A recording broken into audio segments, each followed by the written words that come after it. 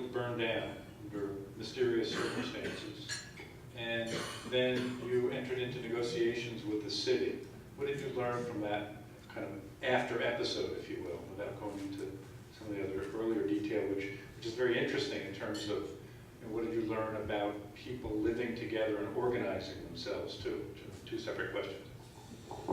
So in terms of people living together and organizing, when we built the Moja Village, we were insistent that the residents of Emoja Village, and so the Emoja Village was a shanty town. We took over a vacant piece of land and we built shacks, quite frankly. And people who had nowhere else to live moved into those shacks and lived in them. We housed about 150 people in all, 50 people at a time or so. And they lived in these wooden shacks, but they took great pride in the homes that they had there. And they took great pride in them because they felt like they had a say in the way that the Emoja Village was run. And the reason they felt like that was because they did have a say. Every Sunday, we had Sunday meetings, and during Sunday meetings, we would vote on the rules of the Emoja Village. And so the residents of Emoja Village got to vote on when the kitchen was open, when it was closed, who got to move into units, who had to move out, how the place was laid out, when people had to stop making noise at night, what could get you kicked off the land, what could get you back on, what the penalties were, etc.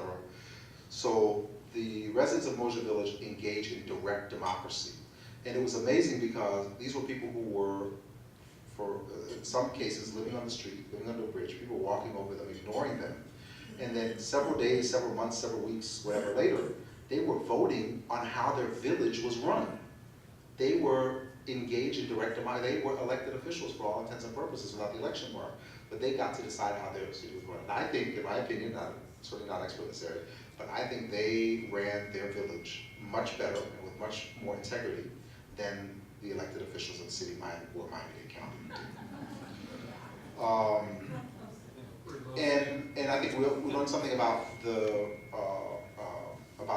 what people really, really want, and I think that is some level of human dignity. After we were there for a couple of months, of course there were many attempts to try to shut us down, and at one point the strategy seemed to be that they were going to try to take people who were living there, move them out, move them into homeless shelters.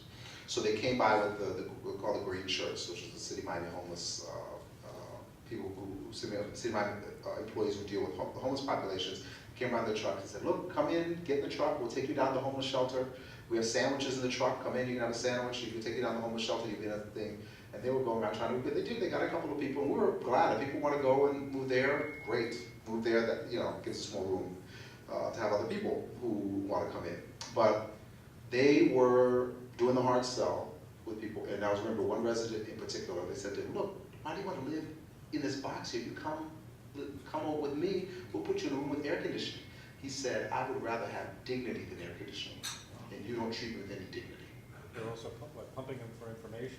Well, they were trying to pump them information, they were doing all kinds of other stuff. So we learned that people would rather live with dignity than with air conditioning, and that was an incredible lesson for us. The negotiation for the land afterwards was a lesson in a completely different way in terms of how power works. It would be a really long story to go into how it all worked. Again, it is in the book, but the city commission said they were going to give us the land so that we could figure out how to develop it. We had many ideas on how to do that. And when we went up for the city vote, they voted 4-0 to give us, or our assigned agent, take back the land, didn't want the land. Because that's not what we do. We take over land, we don't own land. But they said, whoever you designate will get the land. So we partnered with an agency, and they voted 4-0 to give the agency that we designate the land. And of course, in the city of Miami, you have to do first reading and second reading. So the first reading happened, everyone was happy. We were all shocked. We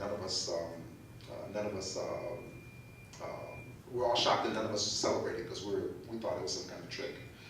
But they were going to have second reading then 6 days later. So 6 days later, we came back for second reading, and they voted 5-0 not to give us the land. So in 6 days, the entire thing got turned upside down.